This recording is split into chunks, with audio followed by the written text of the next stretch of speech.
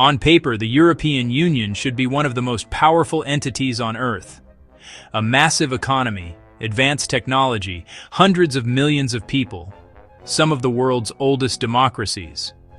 And yet, when global crises erupt, one pattern keeps repeating.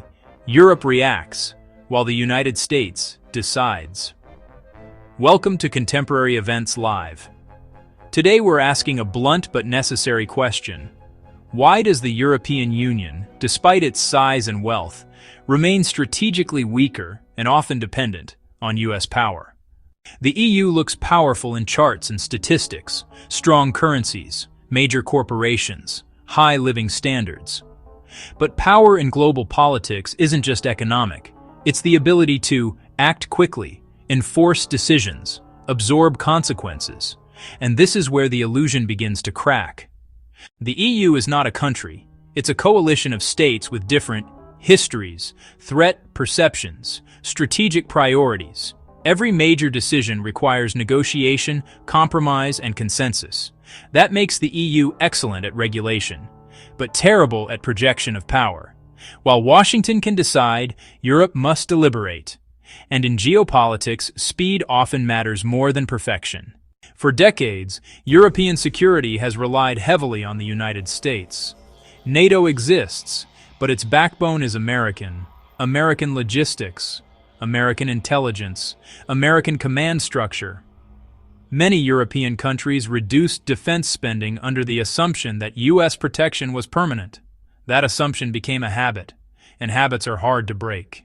Europe often speaks about independence, strategic autonomy, European defense, sovereign decision-making. And yet, major foreign policy moves tend to align closely with U.S. positions. It's autonomy, with conditions. Independence, within boundaries. Europe can disagree loudly, but it rarely disobeys.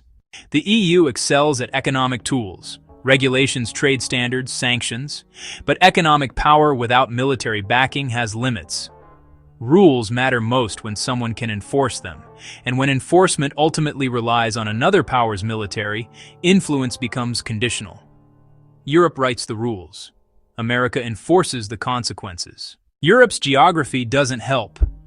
Energy dependence, proximity to conflict zones, limited natural resources compared to its consumption.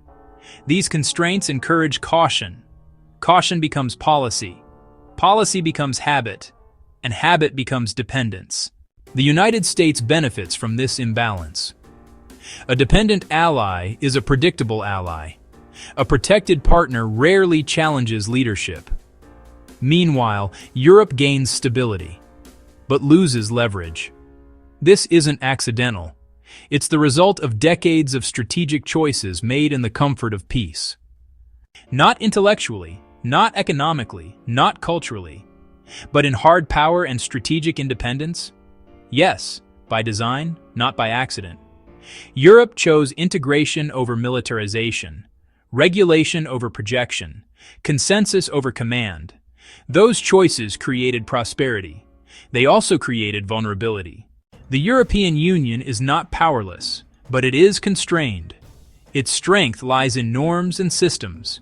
Its weakness lies in enforcement and unity.